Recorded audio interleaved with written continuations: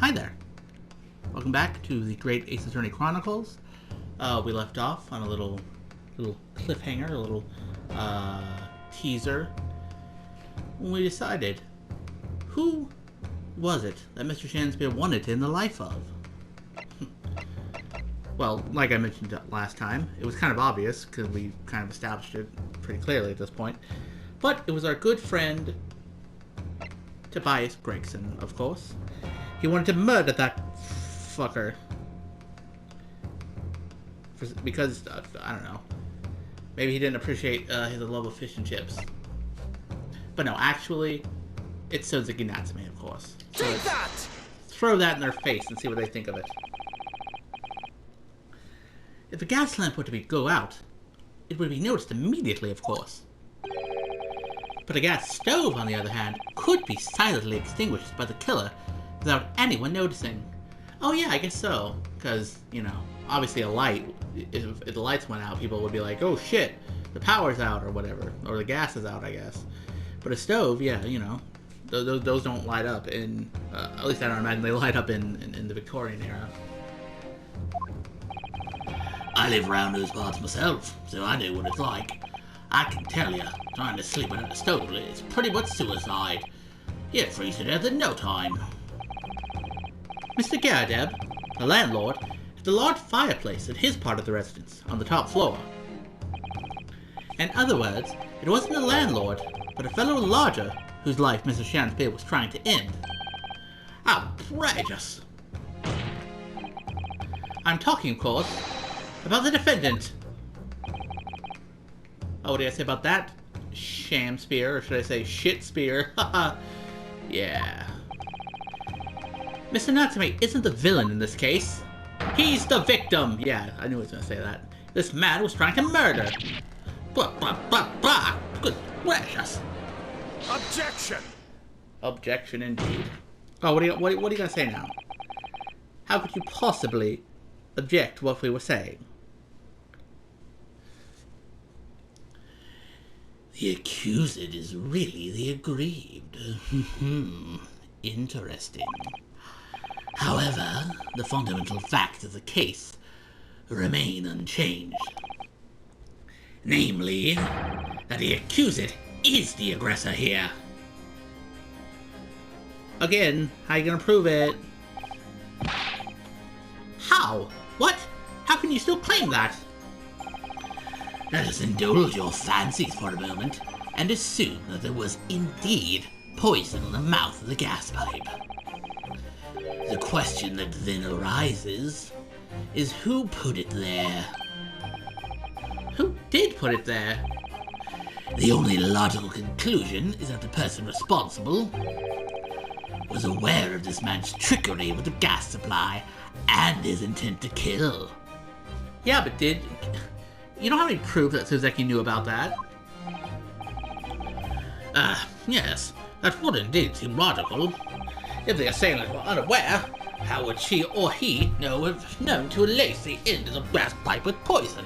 Yeah, and how would Soseki have known about that? Soseki didn't say shit about gas until, you know... Well, no, he actually... Wait, no. Fuck, he did say shit about gas. Yeah, but he didn't know it was Shanspeare who did it. He had no idea it was Shanspeare, so... Yeah, he couldn't know about Shanspeare's intent to kill him. So now, we must ask, how could anyone have known of Mr. Shanspeare's murderous designs? Ah, you mean to suggest... Naturally, the sole possible answer to that question couldn't be more obvious. Only the man whose life was being threatened could possibly have known. But how would he have known it was Shanspeare, though? What? In other words, the person who put the poison on the gas pipe in what was a clear retaliatory attack can only have been the accused, Mr. Sozuki Natsume. Ha! Where's your proof, though? Whatever Mr. William Shanspeare may or may not have contrived to do, he was nevertheless the victim of a potentially lethal poison attack.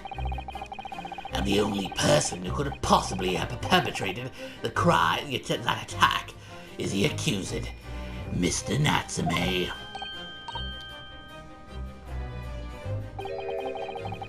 The defense counsel's theorizing has failed to avert suspicion from the accused. Far from it. In fact, now that a clear motive for the poisoning has been successfully established, that suspicion is greater than ever. Bullshit! Again, you have not proven shit. You've not proven that Natsume knew who was trying to poison him. That shit falls upon you to prove, my guy.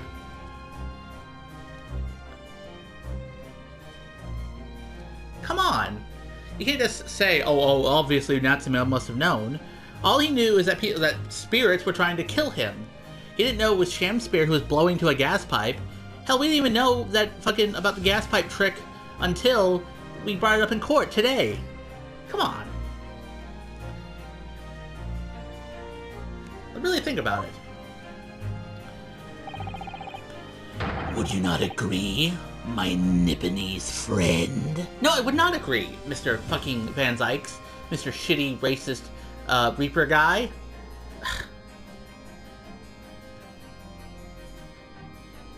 Like, again, there's no proof. You don't have proof that Soseki could have known about the poisoning, or could have known about the gas leaks and shit. And he didn't know that Chancellor was the one who was trying to do it.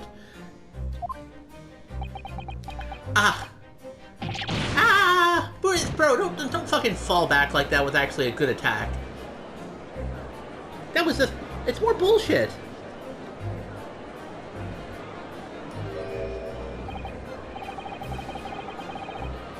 How did he manage to turn that around on me so rapidly? Well, clearly because you suck as a lawyer, Ryunosuke, because you can't point out the obvious fact of that there's no evidence. Mr. Naruhodo, you must respond. Yeah, clearly, yeah, fucking get up, Ryunosuke, and point out the obvious. Otherwise, the members of the jury may very well change their leanings against us again. Well, fucking...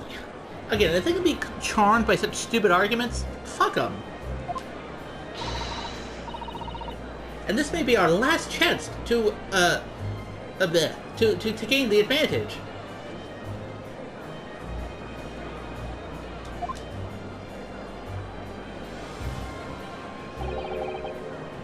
What advantage? Well, it would seem that somebody put poison on the gas pipe in Mr. Shanspear's room.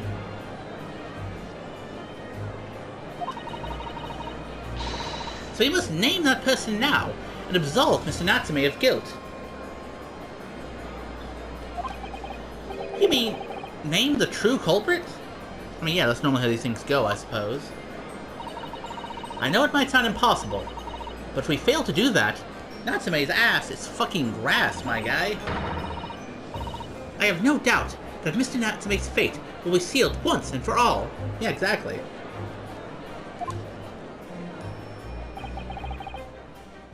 As it happens,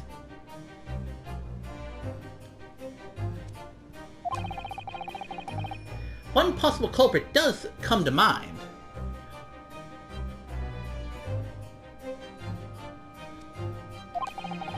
The evidence, the poison, it's all pointing to a particular person now.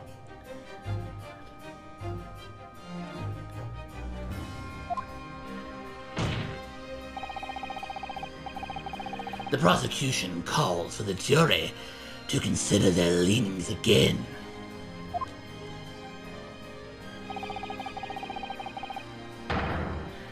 I trust you'll make the correct choice this time, Mr. Foreman.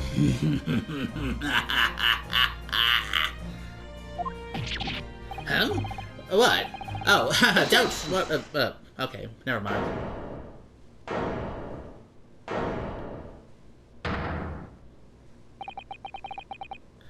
There is one other person who I believe could have been involved in all this. The true culprit of this crime, Oh, really? There is. Well, I mean, obviously, yeah, we know Natsume didn't do it, and someone had to poison the guy, but still. The true culprit. A term found only in second-rate novels featuring third-rate great detectives, my Nipponese friend. But why not? This farce has gone on for so long already. I see no reason to cut it short before its disappointing climax. Thank you, at least, for that, I suppose.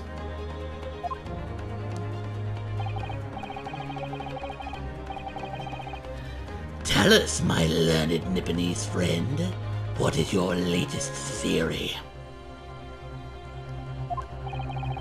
Who is the so-called true culprit of this crime?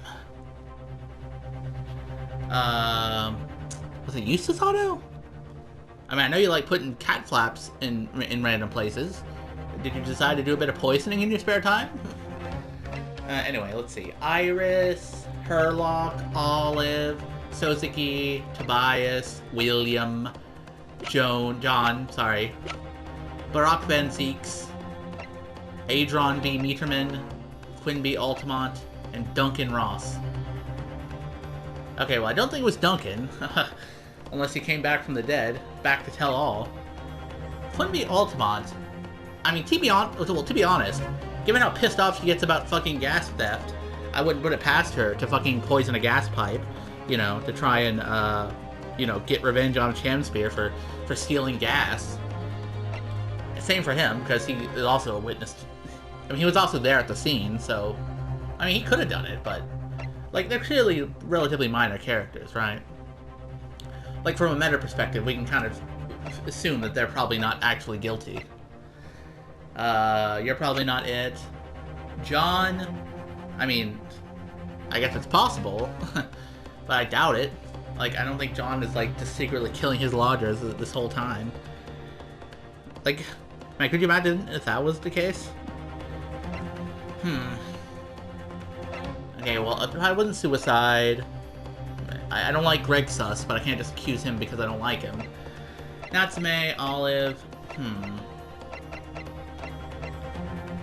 Well, to be honest, given how... Well, it's weird, right? Like, I wouldn't have immediately assumed that Olive was suspicious, considering how she was presented in the last day. But if you think about it in another way, you know, she would have a motive, potentially, and, you know, the means to do so. After all, she did have that poison yesterday, if you recall, so clearly she's able to acquire poison somehow.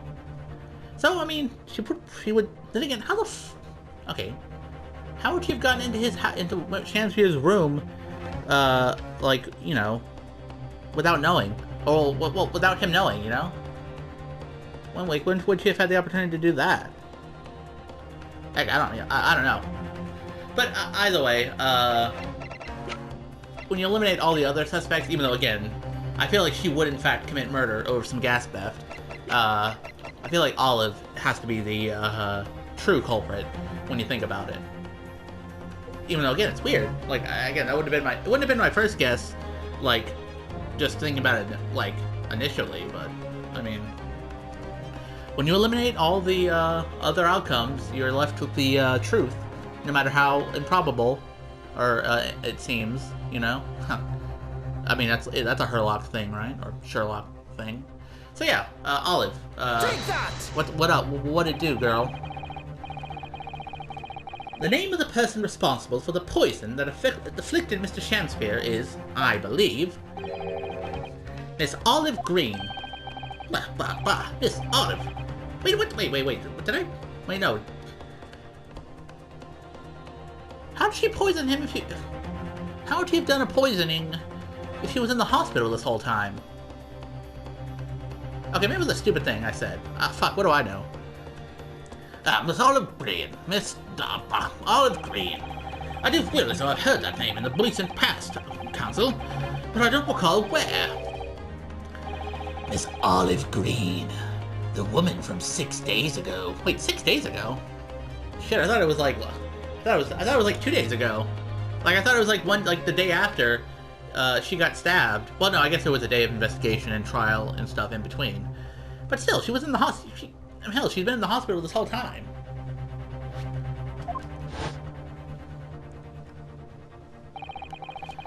The victim in the recent case of stabbing on Briar Road. An incident for which Mr. Natsume was arrested, I hasten to add. Oh, of course, yes, Miss Green.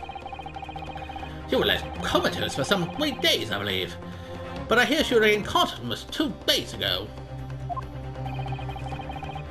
And I hardly need remind the court that Mr. Shanspeare's poisoning took place 3 days ago. Oh, yeah, wait. Yeah, no, that is 3 days ago, yeah, but... Given that the woman was lying comatose in a hospital bed at the time, she appears to have a rather fine alibi. Yeah, you're right, Van Dykes. Jeez, what the fuck was I thinking? True, on the night that the incident occurred, Miss Green was in hospital, unconscious. So on the face of it, it would seem that she couldn't possibly be responsible. But still... My colleagues and I visited Miss Green in hospital yesterday, and we found her to be in possession of a bottle of poison. Well, gracious! She had poison? And there is another fact that links Miss Green to this case as well.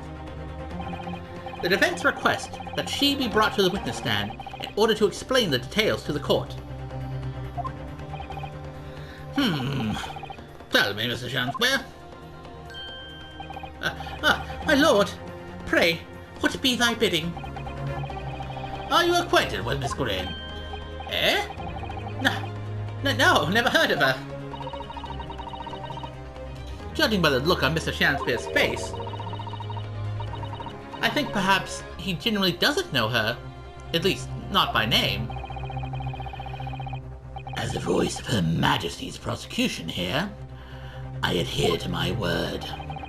We will see my learned Nipponese friend's farce through to its conclusion. I appreciate that. The prosecution requests a short recess, my lord, in order to subpoena the witness and bring her here. Yes, Miss Olive Green. Indeed, my lord. 1 hour should be sufficient. Very well, I grant the request. Excellent, I hope. The prince has made a most extraordinary accusation, I must say. But at the present time, I feel the prosecution's argument remains largely uncontested. Accordingly, I'm afraid the defendant and his culpability remain the sole subject of this court's attention. Thank you, counsels. We convene in 1 hour. Court is adjourned.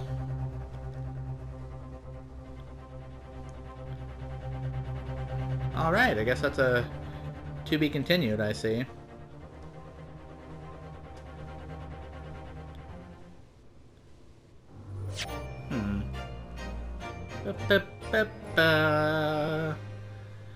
Well, normally I like to end off on the to be continued because they're, nice and neat. But honestly, this episode would be a little short if I just ended it right now, and, even shorter than I've been making them, so... I think we'll see things through at least a little bit longer. Wait, did I save? Yeah, let me just double check. You can never be too sure, after all. I think we'll at least do the recess part, because the recess parts, are pretty short normally. So once the trial begins proper, I think we'll leave things off there. Man, 11:30. Damn, we were in there for like 2 hours. Boy, I guess that adds up. Joyful, jubilant, jumping jacks! Oh, Mr. Natsume! I'm so pleased for you. Locum student Mr. Naruhodo Esquire, and non-locum studential assistant Miss Mikotoba Esquire-S. Now, finally, at long last, there can be proof. Proof that I'm innocent, and proof that my tea is innocent. Oh, hey, you made it. You made it, Herlock. A little late, but hey, at least the trial's not over. Ah, good morning, my dear fellows. hairlock Sholmes! May you drink my tepid tea and fall forever silent. Okay, don't say that too loud. You don't want the bailiff to hear you and think that's a threat, my guy. I thought the tea was innocent. That is a nice pipe. I like that better than your regular pipe. Oh, Mr. Sholmes, you came! How wonderful. Please, save your derision. I know what you're all thinking. Good morning, he says, when it's very nearly time for luncheon. Your scorn is written clearly across your faces. I don't know, Cesaro seems pretty happy to see you. Nobody said or thought anything of the sort. The truth is, I was determined that today would be the day. As sleep seduced me last night, I thought, tomorrow, for once, I shall not oversleep. I'll rise early and be present in court to support my companions. I'm sure you did. Such spirited determination has a beauty all of its own, does it not? Oh, yes. And then I began to muse on the subject. Why do people oversleep, I queried. Why, time after time, do they make the same foolish blunder? And the answer came to me at once. It's so delightfully simple. People oversleep because they sleep. I mean, you're not wrong. That's, like, logically correct, I suppose. Well, is that not an astute insight to the matter? Oh, yeah, totally. Upon which realization, I attempted an experiment. I didn't sleep a wink all night. And the results? By first light, I was exhausted and began to be assailed by fits of drowsiness. Shocking. Yeah, I can relate to that, Sholmes, my good man. There have been times where, when I didn't want to miss something important on a given day, I would choose to stay up all night because, you know, that way I couldn't oversleep. So, honestly, I understand your perspective and can relate. And so, the conclusions of last night's experiment is this. A good night's sleep is quite simply essential. Yes. I think most of us probably knew that already. I mean, yeah, but sometimes you gotta test it out for yourself, am I right? What others presuppose, I prove by experimentation. That, my dear fellow, is a scientific method. Yes. And one more thing. Do you remember this? Yes, of course. Yes, of course. It's the poison that Miss Green was about to drink at the hospital yesterday. Oh, you didn't manage to... It was a laborious task, as the bottle was near empty. But such inconveniences do not hinder Sholmes. Wow, I'm surprised you were able to take the bottle without anyone noticing. I managed to confirm that it contained strychnine. And hey, that is what Shamsay was poisoned by, so... So I was right. Perhaps. Though of course, such circumstantial evidence doesn't prove Miss Green's guilt. I mean, yeah, anyone can have strychnine, I suppose. I shall leave the bottle in your care now. But licking the inside of the neck is not recommended. Yeah, I could have assumed that. Could I have a word? Who was that? Oh, it's Gregson. Hi. Gregson, how good of you to come. Forget it. Excuse me. Bro, you can't just pop in and be like, hey, what's up? And then be like, forget it. Come on. Wait a minute, Inspector. Don't just leave because Sholmes is here. I don't wish to make a nuisance of myself. From the look on your face, I say it's someone else who you think is making a nuisance of himself. My dear Inspector, please, speak freely. Pretend that I'm not here. Believe me, if I could do that, life would be a whole lot simpler for me. Do you have the results, Inspector, of the investigation of Mr. Shanspeare's room? Not yet. Shouldn't be long now, though. No, I'm here about something else. That, dead convict, actually. Oh, you mean the man from this newspaper article we discovered yesterday in Mr. Shanspeare's room? A man by the name of... yes, Selden. I went to the archives at the yard and dug out the fella's file. There's something in there that, well, It caught my eye. Something caught your eye? Well, damn, could you ask them to give it back? What, Inspector? What? I've copied out the relevant parts for you, so you can read it for yourselves. Thank you. That's surprisingly helpful of you, Gregson. Not what I've known of you at all. The capital offender's file has been entered into the court record. These documents include the details that when the newspaper cutting we found in Mr. Shanspeare's room. I'll rearrange everything in the court record so we don't have duplicate information. Sick. Why are you giving us a copy of this important file, though? Well, you're the ones who turned up the clue in the first place, aren't you? I'm just making sure things get handled in the proper fashion. Oh, Scotland Yard's workings are so wonderful. Indeed, my dear fellows. And the inspector here is a shining diamond in its crown. A shining diamond in the rough, maybe? Yeah, get his ass. Look, I just want to be beholden to a lawyer, that's all. Counsel for the defense. Bye, bye, bye. And the defendant. Get your asses back in court, motherfuckers. The court proceedings are about to resume. Make your way into the courtroom at once. Well, I shall leave you then. I'll be listening with interest from the public gallery. Not running up at all. Certainly not. Thank you, Mr. Sholmes. I'm rather tired of seeing Mr. Mustache in floods of tears, personally. So, the best of luck to you. Locum student, Mr. Naruhodo, Esquire. Yes, Mr. Natsume. It's time, isn't it? Yes, this is it. Miss Olive Green and Mr. William Shakespeare. This is going to be the final battle. Yes, it seems like it. I won't really have saved Suzeki-san until I've exposed the whole truth of everything that's been going on. But it's all coming to a head now. You can do it, Ryunosuke. You have to. Okay, see? Now we're getting back into this. We're starting the trial proper. So that's as good a place to leave off as any, I think. Yeah. I guess in the next episode we'll be, well, not quite the final stretch, I imagine. I imagine we still got a fair amount to uncover, but, you know, we're beginning the last trial segment, I'm guessing.